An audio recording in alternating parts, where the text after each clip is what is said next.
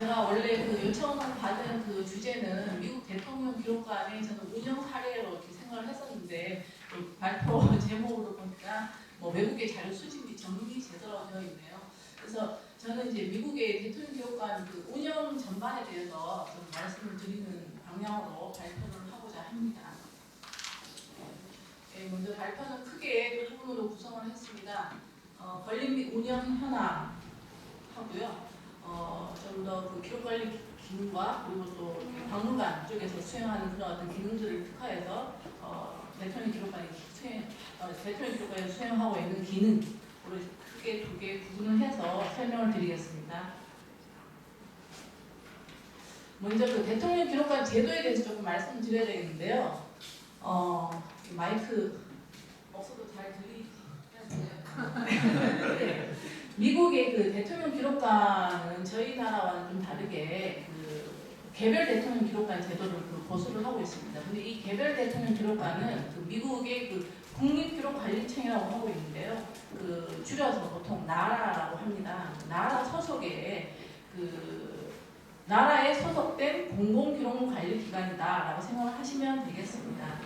이 대통령 기록관 제도가 확립되게 된 게 1940년에 루즈벨트 대통령이 그 대통령 민간에서 그 재원을 마련해서 대통령 기록관을 나라에 그 기부 체납하면서 처음 그 대통령 기록관 제도가 그 공공기록관리 제도로 이렇게 편입되었다라고 생각을 하시면 되겠는데요.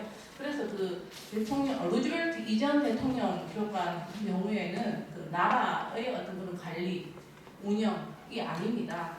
그래서 이제 민간에서 운영하고 있는 거고요. 그래서 좀 조금 차별적인 그런 부분들이 존재한다는 거 좀 아시고 계시면 되겠습니다.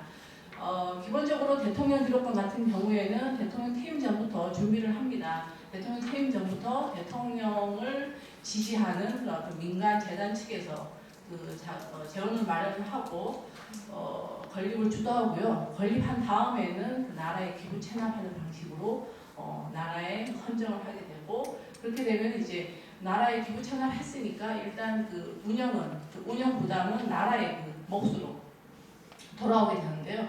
일정 정도 그 재단이 참여하는 그런 부분들이 있습니다. 그래서 전적으로 뭐 나라에서 운영하는 어떤 그 획일적인 어떤 운영 시스템이다라고만은 보실 수 없는 그런 어떤 개인 그 아카이브로서의 어떤 그런 특성이 있는 그런 기관이다라고 생각을 하시면 될 것 같습니다. 원래 이 대통령 기록관이 그 공식 명칭은 그 라이브러리 앤 뮤지엄입니다. 이게 일반적인 의미에서 예쁜 도서관 박물관이 아니라 그 애초에 이렇게 명칭을 지은 데는 그 나라에서 아카이브라는 개념이 대중들이 좀 생소하기 때문에 그때 당시만 해도 좀 생소하기 때문에 이런 라이브러리라는 그 좀 더 그 친근한 그 개념을 사용했다라고 하고 있습니다.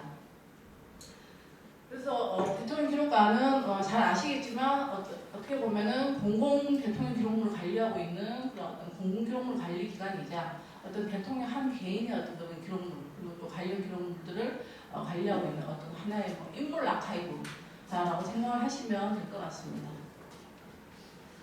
아까도 말씀드렸다시피 최초의 대통령 기록관은 1940년에 세워져서 기부 체납된 루즈벨트 대통령 기록관인데요. 루즈벨트 대통령 같은 경우에는 그 루즈벨트와 그 루즈벨트 어머니의 소유인 그 뉴욕 하이드 파크 부지를 내에 그 대통령 기록관이 세워지게 되고요. 그래서 이제 대통령 기록관이 그 공원 내에 위치해 있고 그 공원 안에 대통령의 묘지라든가 뭐 다른 대통령 기록관들도 마찬가지이지만 이런 묘지라든가 뭐 공원처럼 이렇게 조성이 되어 있다는 점에서 상당히 좀 좋은 입지 환경을 가지고 있다라고 볼 수가 있을 것입니다. 루즈벨트 대통령 기록관 사명을 보시면은 사명은 그 루즈벨트 대통령이 기록관을 헌정할 때 그 헌정사를 보시면 좀 잘 읽을 수 있을 것 같습니다. 국가는 세 가지를 믿어야 한다. 라고 하면서 하나는 우선 과거를 믿어야 되고 또한 미래를 믿어야 되고 무엇보다 과거로부터 미래를 만들어갈 수 있는 그러니까 과거의 어떤 그런 기록으로부터 역사를 전달할 수 있는 또는 역사를 교육할 수 있는 그런 또는 역사의 교훈을 배울 수 있는 어떤 국민의 그 미래를 믿어야 된다라는 그런 말을 통해서 그 루즈벨트 기록관 또는 루즈벨트 대통령의 어떤 그런 기록관에 대한 어떤 사회적 역할 뭐 이런 부분들에서 그 대통령 기록관의 사명을 좀 읽을 수 있겠다라는 생각이 듭니다. 밑에 사명 부분은 실제로 그 루즈벨트 대통령 기록관 웹사이트에 나와 있는 그런 대통령 기록관의 사명이라고 생각을 하시면 되겠고요.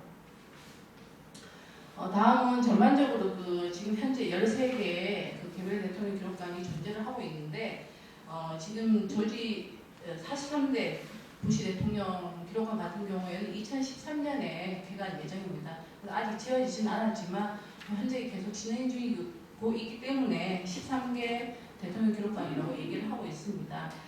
그리고 이제 보시면 아시겠지만 그 레이건 대통령 이후부터 조금 건축 규모가 상당히 커지고 그 화려해지면서 그 이 대통령 기록관 건축에 대한 그 규제가 법으로 정해지게 됩니다.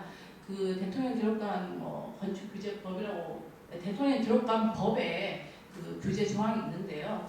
그래서 대통령 기록관 건축 시에 건축 규모가 일정 규모를 초과하게 되면 이후에 그 나라가 운영을 하게 될 테니까 그 나라의 어떤 운영 부담을 민간 재단에서 건립 시 일정 정도 기금으로 출연을 하게끔 하는 그런 조항들이 생기면서 다시 조금 이게 건축 규모가 조금 줄어드는 그런 지금 현재 그 제한 규모가 제가 알기로는 1,700평 가량인 걸로 알고 있는데 지금 여기 1,900평인지도 잘 모르겠습니다.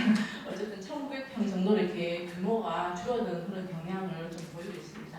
그러니까 이 규모를 초과하는 건물 건축분에 대해서는 그 재단 측에서 운영비를 부담해야 되는 그런 구조로 운영을 하고 있습니다. 인력 구성 부분인데요. 인력은 전반적으로 뭐 다른 기록관들도 마찬가지겠지만 그 행정 부분들을 만든 그런 어떤 총괄적인 부분하고요. 기록관, 박물관 등의 어떤 세 가지 부서로 크게 구분이 되어 있습니다. 평균적으로 대통령 기록관에 34명의 인력이 근무하는데요. 아카이브 쪽으로는 평균 종사자가 12명입니다. 근데 아카이브 쪽에 보시면은 주로 이제 아키비스트가 가장 많고요. 아카이브 기술자라든가 아카이브 전문가라든가 저희 국가기록원으로 치면은 공업연구사라든가 어떤 그런 기술직, 보존 전문직 이런 부분들의 인력들도 존재를 하고 있는데 이분들은 학사 학위를 갖고 있지 않더라도 이 아카이브에 취업해서 일을 할 수 있는 그런 시스템인가 봅니다. 예, 그렇고요. 인력상으로 보면은 케네디 대통령 기록관에서 상당히 그 기록관을 여기 이경래 선생님이 갔다 오셨다고 하던데 상당히 그 기록관을 잘 만들어서 운영을 하고 있다고 합니다. 그래서 그런지는 모르겠지만 인력이 제일 많습니다. 그리고 최근에는 그 서비스 부분이 강화되는 추세에 따라서 교육 전문가 그리고 박물관 큐레이터는 당연하고요. 이러한 부분들의 전문가를 고용하는 추세, 반드시 고용하는 그런 어떤 추세로 흘러가고 있다고 하고요. 상근직, 파트타임직도 있습니다. 그런데 이제 대부분 연방 정부로부터 급여를 받고 있지만 일부는 아까도 말씀드렸듯이 재단 측에서 관여하는 그런 부분들이 있어서 박물관 수입이라든가 입장료 수입, 매점 수입 이런 것들을 통해서 고용하는 그런 인력이 일부 존재하는 걸로 알고 있습니다. 조직을 조금 더 구체적으로 살펴보시면 인력 구성을 좀 더 면면을 좀 살펴볼 수 있을 것 같은데요. 여기 보면 관리 특별 이벤트부라고 했는데 이거는 참 포드 대통령 기록관의 그 조직 구성도입니다. 그러니까 가장 최근의 조직 구성도이기도 하고요. 그래서 제가 좀 보여드리려고 가져왔는데 포드 대통령 기록관 같은 경우에는 소장 기록 규모가 이 미국 같은 경우에는 저희 나라랑 다르게 건 단위로 집계를 하지 않고 이렇게 큐빅피트 이렇게 부피 단위로 집계를 하고 있어서 정확하게 1대1 매칭을 시켜서 설명을 드릴 수는 없을 것 같습니다. 근데 이제 대략 보면은 한 문서 기록, 비문서 기록 정도만 합해도 건 단위로 한 1,500만 건은 넘을 걸로 추산을 하고 있습니다. 왜냐하면 케네디 대통령 기록관 보면은 3만 큐빅피트의 기록을 48,000건으로 환산을 했더라고요. 거기에 맞춰서 제가 추산을 했는데 그 정도의 어떤 그런 기록에 대해서 총 지금 32명의 인력이 근무를 하고 있고 아카이브 쪽에서는 13명 그리고 박물관 쪽에서는 14명이고요. 좀 더 그 면면을 보시면 그 구성원들이 어떤 그런 인력 구성원들이 좀 더 다양하다라는 거 아실 수 있을 겁니다. 그러니까 아키비스트가 가장 수적으로 많은 그룹이다라고 보시면 될 것 같아요. 그 관리특별이벤트부 쪽에 보면은 뭐 수석 아키비스트 그리고 아카이브 영역에서 보면은 아키비스트 8명 정도 해서 아키비스트만 해서 총 한 9명 정도 있는 걸로 알 수 있습니다. 제가 숫자를 별도로 옆으로 표시를 안 한 것은 전부 다 한 명씩 있는 거니까 그렇게 생각하시면 되겠고요. 다음은 대통령 기록관의 공간 구성 부분입니다. 대통령 기록물이 국가 소유의 그 기록물이기 때문에 그 대통령 기록 나라에서는 그 2007년도에 대통령 기록관 건축 설계 표준이라는 걸 제정을 해서 이 건축 설계 표준에 맞게 그 공간 구성을 하도록 좀 더 의무화하고 있습니다. 그래서 이제 크게는 필수 공간하고 선택 공간으로 이렇게 구분을 하고 있는데 필수 공간에서는 보면은 주로 아카이브의 고유 기능들을 수행하는 그런 공간들임을 아실 수 있을 것 같고요. 그리고 이제 문서 유형별로도 이제 서고를 분리해서 갖춰야 되고 그리고 기록 관리 같은 거는 단계별로 예를 들면 하역장 및 인수실에서부터 출발해서 소장물 처리실, 그 다음에 보안 통제실, 열람실 이런 식의 어떤 그런 단계별 어떤 그런 공간을 다 마련하도록 필수적으로 정해놓고 있고요. 선택 공간 같은 경우에는 거의 다 이제 박물관 영역의 공간이긴 합니다만 최근에는 오히려 물론 소장 기록물의 양이 늘어나기 때문이기도 하지만 서고와 아울러 가장 이렇게 중점을 두어서 그 공간이 확대되고 있는 곳이 전시 공간 이쪽입니다. 그래서 전시실을 하고 교육 관련실, 강당 이런 부분들은 선택 공간이긴 하지만 거의 다 공통적으로 있는 공간이다라고 생각을 하시면 될 것 같습니다. 그리고 이제 좀 전에 말씀드린 바와 같이 그 전시 공간이 확대되는 추세일 뿐만 아니라 그 기념품점이나 휴게실, 식당 등과 같은 그런 방문객 편의시설 공간도 확대되고 있는 추세입니다.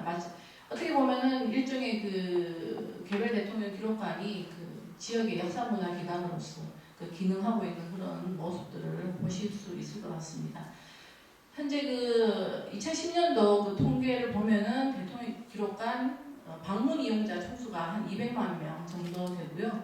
그 웹사이트 방문자 같은 경우에는 1,870만 명으로 이렇게 집계가 된 바 있습니다. 클린턴 대통령 기록관 비교적 최근에 지어진 클린턴 대통령 기록관인데요. 보시면은 서고 공간보다 오히려 전시 공간이 좀 더 넓습니다. 근데 이제 보통 서고 공간은 조금은 편차는 있겠습니다만은 대부분 그 기록관마다 한 30-40% 어떤 그런 비율을 차지하는 그런 경향이 있습니다. 네, 그리고 이제